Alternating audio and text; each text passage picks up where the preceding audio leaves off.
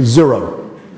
Because what was interesting for the media was the story of NATO gets it wrong, not the story of NATO gets it right. I was staggered that during the Jakovica tractor convoy incident, where we put information out in drips, like you give half a Big Mac to a crocodile and say, hunger satisfied?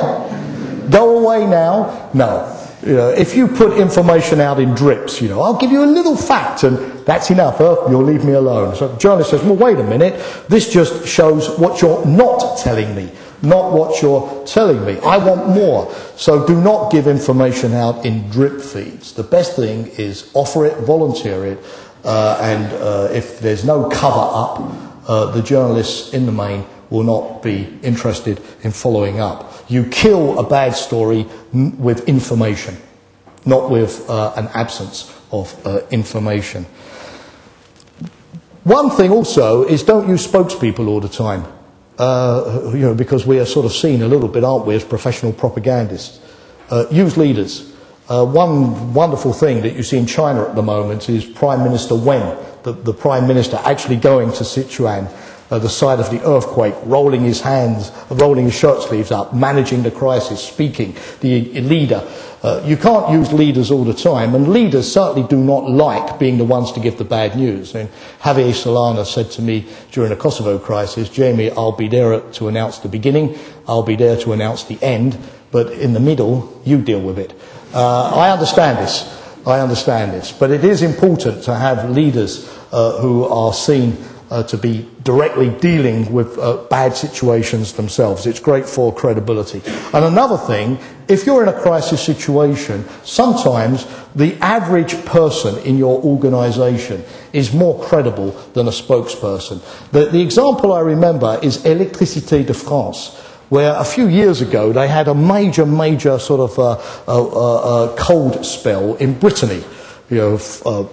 Snowstorms, the electricity was out during Christmas. And then, of course, in Paris, the spokespeople, the comfort of Paris, the headquarters were embarrassed, couldn't explain why it was taking days to reconnect the electricity lines. TF1 had these shots of these old ladies in Breton villages, no TV, no food, nothing. It was very, very bad. And then suddenly they had the good idea of putting TF1 out with the guys who were actually in the snowstorms, giving up their family time, heroically reconnecting the lines. And suddenly, Électricité de France, the image was transformed because people saw it from the sharp end of people in the field making a valiant effort with personal sacrifice to help these stranded people. So it's very, very important for credibility also to use the best elements in your organisation. The other thing which struck me is do not refuse to take something in the media seriously. If there is a story in the media, no matter how wrong, it will be a problem for you. We had at NATO an example with something called depleted uranium, which is not exactly a nice substance. It's used to be a cover on bombs, which makes them very hard to penetrate tanks. But of course there's also suspicions that the dust is radioactive and can cause cancer, leukemia. A couple of years ago we had a big scandal about depleted uranium, and at first when I asked people they said, there's no evidence, no scientific evidence, you don't need to take that seriously, it's not proven. All right, fine, there's no proof, I don't need to respond. Of course, 3 weeks later, 400 journalists at NATO headquarters, headlines, CNN, BBC, the lot. And saying we're not taking it seriously, there's no evidence, therefore we're not responding, was not a strategy at all. Once we were seen to be taking it seriously, even if no new evidence came to light, setting up committees, giving interviews, publishing scientific reports, the problem went away. What the media wanted was not that we sort of solved the issue, but that we were seen to be engaging and taking it seriously. Next principle, anticipation. Normally, a good spokesperson knows what's going to be in the news tomorrow or next week. Stories don't come out of nowhere. I mentioned depleted uranium. That happened because it came out in Italy. It then went from Italy to France, to the UK, to the United States. if we had picked it up the day it emerged in Italy, we had a couple of days before it became a big story to plan our response.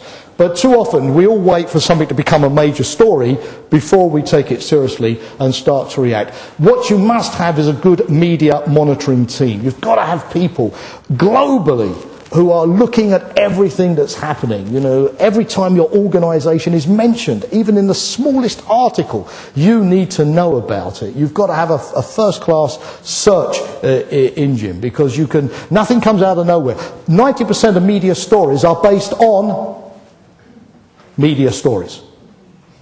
Repetition, echo chamber.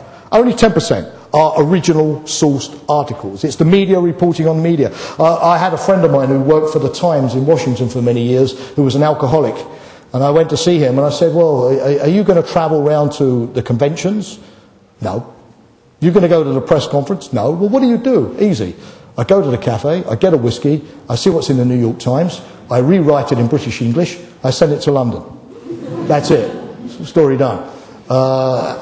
True. There's a lot of press which is based on other press. So anticipation is essential. And in this respect, one of the things that I think everybody needs to do is know who your potential adversaries are.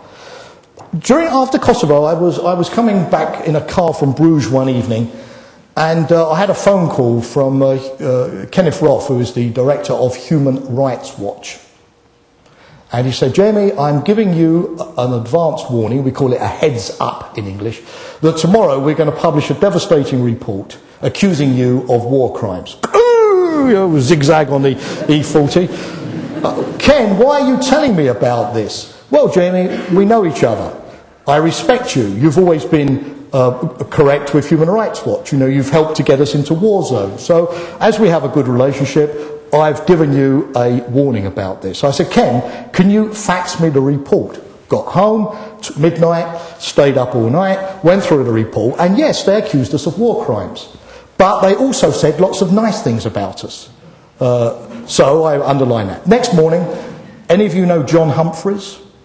The personification of a Rottweiler who works for the BBC Today programme. You know Jeremy Paxman, you know some of these guys, the real tough interviewers. So John Humphreys phoned, okay Jamie, how are you going to explain this, Human Rights Watch? So we do the interview and he starts and I say, but John, have you read the report? John, did you not see that on page 30 it says this, this, this? The headline that came out was, NATO rejects Human Rights Watch allegations.